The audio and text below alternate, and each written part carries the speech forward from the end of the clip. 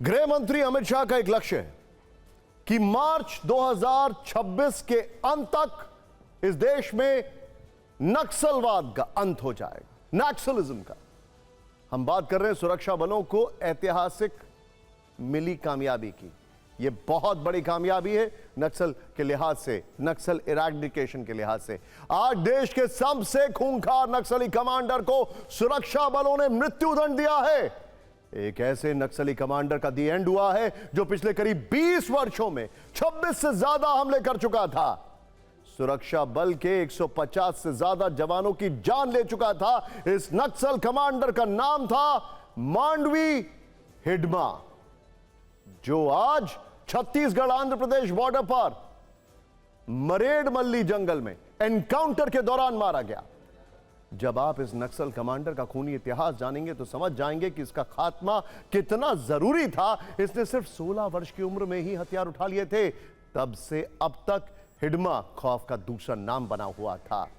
सबसे पहले इसका नाम वर्ष 2007 में रानी बोदली अटैक में आया, जब छत्तीसगढ़ के बीजापुर में नक्सलियों ने सोते हुए जवानों पर पेट्रोल बम से हमला कर दिया। इस नक्सली हमले में छत्तीसगढ़ पुलिस और आर्म्ड फोर्सेस के 55 जवान शहीद हुए।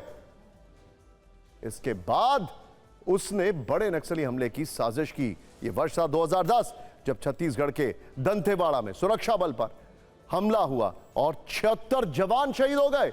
मई 2013 में छत्तीसगढ़ की झीरम घाटी में कांग्रेस की परिवर्तन यात्रा पर हमला हुआ। अचानक हुई गोलीबारी में कांग्रेस के कई बड़े नेताओं समेत 27 लोगों की मौत हो गई थी। कहते हैं कि पार्टी की एक लीडरशिप समाप्त हो गई थी। इसकी प्लानिंग भी हिडमा ने की थी।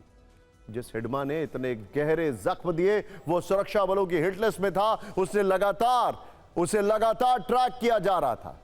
बताया गया कि पूरा ऑपरेशन रात करीब 2 बजे शुरू हुआ और मुठभेड़ लगभग 4 बजे तक चली। इस मुठभेड़ में नक्सली कमांडर हिडमा, उसकी पत्नी और 4 अन्य नक्सली मारे गए।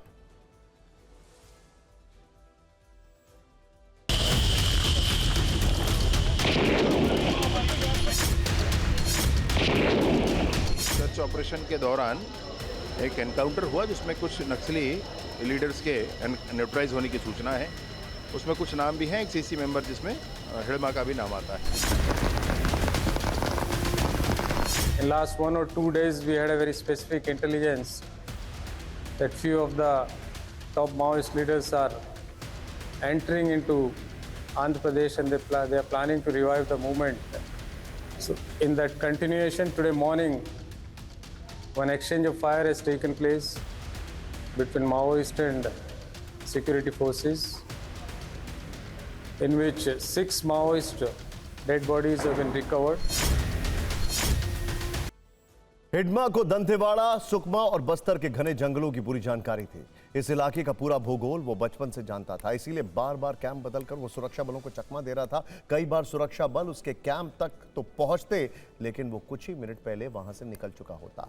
लेकिन लाल आतंक को मिट्टी में मिलाने वाले संकल्प के आगे हिडमा की नहीं चली। 4 घंटे में ये मुठभेड़ समाप्त हो गई। बताया जा रहा है कि गृह मंत्री अमित शाह ने हिडमा के खात्मे के लिए सुरक्षा बलों को 30 नवंबर तक की डेडलाइन दी थी। इसके बाद घने जंगलों में सर्च ऑपरेशन तेज किया गया। इसी ऑपरेशन में नक्सली कमांडर हिडमा डेडलाइन से 12 दिन पहले मारा गया। आपको बता दें कि देश को नक्सलवाद से पूरी तरह मुक्त करने की डेडलाइन 31 मार्च 2026 है।